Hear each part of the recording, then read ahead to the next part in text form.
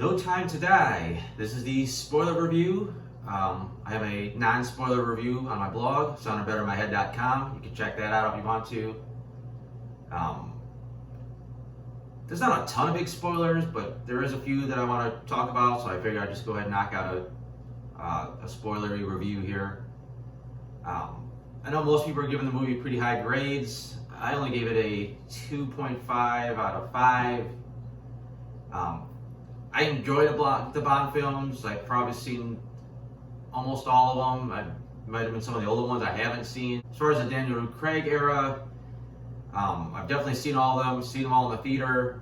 So I really don't remember a lot of the details. I remember the main characters, your Q's and your, both versions of the M's and Moneypenny and all that. But like a lot of the secondary characters and bad guys, I can only vaguely remember. So I think it definitely hurt my experience watching this movie because they expect you to know all this when you go in, which is probably how non-comic book fans feel going into like an Avengers without watching the other ones or knowing every detail. But the movie's got the typical Bond plot. Bad guy's got a doomsday weapon and Bond's got to stop him. So that's pretty normal. But they were really light on some key details, I guess I would call it. We know this virus that they created is to cause mass destruction, but the bad guy really doesn't give his motivations of why he wants to do this. Like, yeah, someone murdered his family, he got revenge on that guy's family, and then for some reason he decided that like millions of people had to die. Like, there's no real jump from A to B. I mean, he tries to do the speech later in the movie. He monologues about trying to make the world better, but he doesn't explain how what he's going to do is going to make the world better. Who is he targeting that's going to make the world better? Like, it's they don't tell you why. He just gives his fancy speech, and it's just kind of a cartoony kind of villain. I think he's a great actor, but his character is just nothing special. He's not really that menacing. Yeah, he's got the upper hand because he's the bad guy, and that's just how the bad guys work in the Bond movies. But he didn't do it for me. His plan was just almost nonsensical, to be honest. So I think that this didn't give Bond something that tangible to like fight against.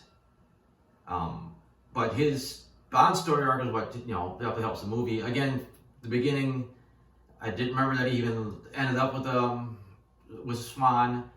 I barely remember who Vesper was until I came home and looked up the plot of the first Daniel Craig movie. So, like I said, his love life I was completely oblivious to what was going on. So it wasn't I really couldn't invest myself into it. But as the movie goes on, you kind of get back into it. And I think all that stuff worked. I think her telling him that wasn't his kid kind of took something out, because now it's just like, okay, I gotta protect the lady I love and some kid she had with some random guy, and then you don't find out till later that it's his actual daughter. If you would have knew that, you're like, okay, I gotta protect my daughter and the woman I love. I think it adds just a little bit more oomph to like, his story going in. I think there's a lot more. You care a lot more about that kid when you know it's Bond's daughter. They introduced a new 007, and I thought, to be honest, I thought she was a waste. It starts off, fine, they're butting heads, but they almost too quickly get on the same page. Like, I thought they'd kind of be like more at each other's throats throughout the movie, and then they'd have to work together. But this kind of jumped to they're working together pretty quickly, and they're pretty much respecting each other already. And for her to be the new 007, you kind of want it to be, she's just about as good as Bond, but not quite there yet, so that when the movie continues or the franchise continues in the future, even though we're not going to see it because that was the end of the Craig era, you like to think going forward, MI6 has got the next 007, like they got the next best Bond on hands. And I never got the impression she was that much better than any other character we've seen so far that's like a badass. And I don't know, I just didn't like she didn't quite elevate herself to like she's going to take over this role. Maybe that's not the goal they wanted. Maybe they just wanted the Bond is Bond, and he's got the people that supported him. But that's the way I think I would have did it. Not that I'm a director or a writer. I'm some guy in his kitchen recording a review. Um, Stunt wise, there was some cool car chases and a couple other cool sequences. What I liked about the Bond movies is it all looks like it's in camera, like it doesn't look like there's a lot of CG. I mean, there might be some embellishment.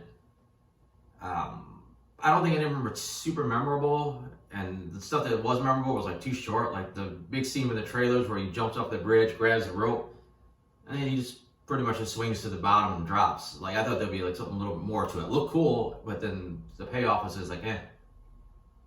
Well, there's another cool scene from the trailer where he jumps up on top of the roadway with his motorcycle, and then he just kind of lands, and that's it. I thought there'd be a little bit more to it, but it looked cool.